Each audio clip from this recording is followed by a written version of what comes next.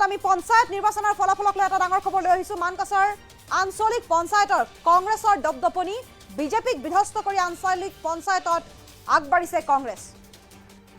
আৰু কংগ্ৰেছৰ দখলত 20খন, বিজেপিয়ে দখল কৰিছে মাত্ৰ এখন। আমি জনাইছো মানকাছাৰ আঞ্চলিক পঞ্চায়তত কংগ্ৰেছৰ দপদপনি, বিজেপিক বিধ্বস্ত কৰি আঞ্চলিক পঞ্চায়তত কংগ্ৰেছ। আৰু আঞ্চলিক পঞ্চায়তত 20খন আসন দখল কৰিছে কংগ্ৰেছে, বিজেপিয়ে দখল কৰিছে কেৱল মাত্ৰ এখন। AIUDFৰ দখলত 2খন আৰু নিৰ্দলীয়ৰ দখলত আছে 5খন। আমি মানকাছাৰৰ নিৰ্বাচনী ফলাফল জনাবলৈ চেষ্টা কৰিছো। কংগ্ৰেছৰ পৰা জয়লাভ কৰিছে সুহানা মণ্ডল, সুৰজ মিয়া, নীলুফা ইয়াসমিন, হেনা বেগম, মমতাজ বেগম, স্মৃতি আৰা সুলতানা, আকলিমা খাতুন। আৰু লগতে কংগ্ৰেছৰ পৰা জয়লাভ কৰিছে ৰুবিয়া খাতুন, আজমিনা খাতুন আৰু আখতাৰা জাহান। আবুল কাছেম, আব্দুল মুনাফ, মাছুদা বেগম, কমলা খাতুন, মৰিনুল ইছলামৰ জয়লাভ কংগ্ৰেছৰ পৰা। আৰু কংগ্ৰেছৰ পৰা জয়লাভ কৰিছে মামুন শ্বাহ, আতেজা খাতুন, আৰ্জিনা খাতুন, আব্দুল বাৰেক্স, হুছেইনাৰা ইছলাম, আনোৱাৰ হুছেইন, এইসকলে কংগ্ৰেছৰ পৰা জয়লাভ কৰিছে। আৰু মানকাছাৰ আঞ্চলিক পঞ্চায়তত কংগ্ৰেছৰ দপদপনি, 20খনকৈ আসন দখল কৰিছে কংগ্ৰেছে আৰু বিজেপিয়ে দখল কৰিছে মাত্ৰ এখন। বিধ্বস্ত হৈছে বিজেপি আঞ্চলিক পঞ্চায়তত, মানকাছাৰ আঞ্চলিক পঞ্চায়তত বিধ্বস্ত হৈছে। আৰু তাৰ পাছতে এইদৰে উল্লাস কংগ্ৰেছৰ নেতাকৰ্মীসকলৰ মাজত আনন্দ উল্লাস দেখিবলৈ পোৱা গৈছে। 20খনকৈ আসন দখল কৰিছে, AIUDFে দখল কৰিছে 2খন আৰু নিৰ্দলীয়ৰ দখলত 5খন। আৰু কংগ্ৰেছৰ পৰা যিসকলে জয়লাভ কৰিছে তেওঁলোকৰ নামসমূহ ক'বলৈ চেষ্টা কৰিম। সুহানা মণ্ডল, সুৰজ মিয়া, নীলুফা ইয়াসমিন, হেনা বেগম, মমতাজ বেগম, স্মৃতি আৰা সুলতানা, আকলিমা খাতুন। আৰু লগতে জয়লাভ কৰিছে কংগ্ৰেছৰ পৰা ৰুবিয়া খাতুনে, আজমিনা খাতুন, আখতাৰা জাহানৰ, আবুল কাছেম, আব্দুল মুনাফ, মাছুদা বেগম, কমলা খাতুন, মনিৰুল ইছলাম, মামুন শ্বাহ, আতেজা খাতুন, আৰ্জিনা খাতুন, আব্দুল বাৰকেছ, হুছেইনাৰা ইছলাম, আনোৱাৰ হুছেইনেও জয়লাভ কৰিছে কংগ্ৰেছৰ পৰা। আমাৰ লগত এই মন্তব্য আছে, আমি মন্তব্যটো আগবঢ়াইছো। প্ৰথমে মই আল্লাহক ধন্যবাদ জনাওঁ, পিছত মই টাকৰিপাৰা ZPC ৰাইজসকলক ধন্যবাদ জ্ঞাপন কৰোঁ। ৰাইজে মোক বহুত সহায় কৰিছে, সেইকাৰণে মই বিপুল ভোট পাইছোঁ আৰু মই জয়লাভ কৰিছোঁ। আৰু ৰাইজৰ লগত মই সদায় থাকিম আৰু ৰাইজক লৈ কাম কৰিম। টাকৰিপাৰা জিলা পৰিষদ আগতে চেয়াৰমেন 2 নং কালাপানী, মেৰিনা খানৰ লগত আছিল আগত, এইবাৰ হাছিনাৰ লগত হৈছে। বহুত আনন্দিত লাগিছে, ৰাইজে মোক বহুত ভোট দিছে কংগ্ৰেছৰ।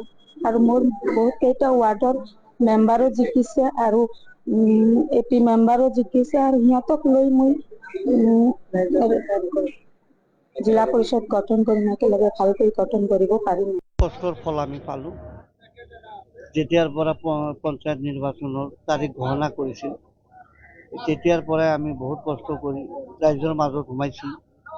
দুখীয়া ৰাইজৰ মাজত গৈ তেওঁলোকৰ দুখ সুখৰ আলোচনা কৰিছিলোঁ। সেয়ে আজি দুখীয়া মানুহখিনি আমাক সঁহাৰি দিছিলে, তাৰে ফল আমি আজি পালোঁ। আমাৰ কণ্টেক্ট আপোনাৰ প্ৰাক্তন MLA অগপ দলৰ জাভেদ ইছলামৰ ঘৈণীয়েক হাছিনা ইছলামৰ লগত হৈছিল। VIP কেণ্ডিডেট আছিলে, দুবাৰকৈ হৈছিলে। চাওক, ৰাইজে ভোট দিয়ে, ৰাইজে চব বিবেচনা কৰি, ৰাইজৰ ওচৰত VIP দুখীয়া একো নাই। ৰাইজে অলিনল, ৰাইজে চৰকাৰ, ৰাইজে চব কৰিব পাৰে। তানজিনা খানক লৈ বহুত প্ৰচাৰ হৈছিল, তাৰপিছত তেওঁ অৱশেষত আপোনালোকে কাটি মাৰিলে। আচলতে আমি আগতেতো কালাপানী ZPCৰ মানুহ আছিল। যেতিয়া আপোনাৰ পঞ্চায়ত ডেলিমিটেশ্যন হ'ল, তেতিয়া আমি কাকৰিপাৰাত পৰিলোঁ। আপোনালোকৰ হয়তো সাংবাদ মাধ্যমত তানজিনা খানৰ বিষয়ে বহুত আলোচনা সমালোচনা হৈছিলে, কিন্তু আচলতে যেতিয়া আমি ৰাইজৰ মাজত গৈছিলোঁ, বহুত সঁহাৰি পাইছিলোঁ। আপোনালোকে হয়তো ভিডিঅ' ফুটেজ চাইছে বা যেতিয়া মিটিং চিটিং কৰিছিলোঁ, ইমান দুখীয়া মানুহৰ মতাই হওক বা মহিলাই হওক বহুত সঁহাৰি দিছিলে। এই সঁহাৰিৰ কাৰণে আমি যে জিকিম এইটো আমাৰ আগৰ পৰাই নিশ্চিত আছে। মানে কি কাৰণে ভোট দিছে আপোনালোকে, কাৰণটো কি হ'ব? ৰাইজে দিছে ভোট মানে আজি 15 বছৰীয়া জাভেদ ইছলামৰ ঘৈণীয়েকৰ অপসাৰণ, দুৰ্নীতি, বিশেষকৈ দুৰ্নীতিৰ বিৰুদ্ধেই ৰাইজে ৰায়দান কৰিছে। এতিয়া যিহেতু জিলা পৰিষদত গঠন কৰিব লাগিব, আপোনাৰ ৱাইফ তানজিনা খান ধুবুৰী জিলা পৰিষদৰ সভানেত্ৰী আছে, এই বিষয়ে কিবা চিন্তা চৰ্চা কৰিছে নেকি? জাষ্ট আজি এতিয়াই ৰিজাল্টটো হ'ল, এতিয়া আমি কাগজ পাতি একো পোৱা নাই।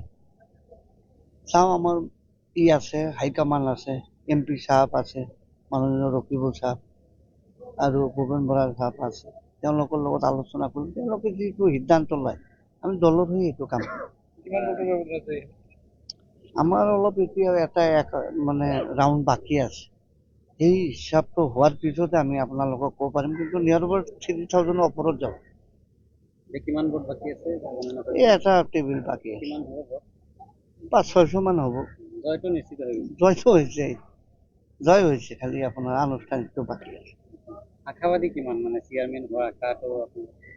আশা নাই, দলৰ হাইকমাণ্ডৰ ওপৰত এৰিব, সাধাৰণ কৰ্মী হিচাপত কাম কৰিব।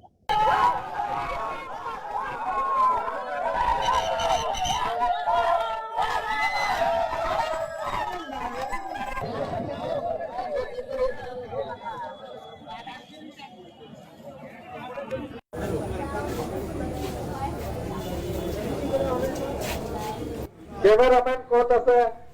মাইকৰ ওচৰত আহিব লাগে কেমেৰামেন।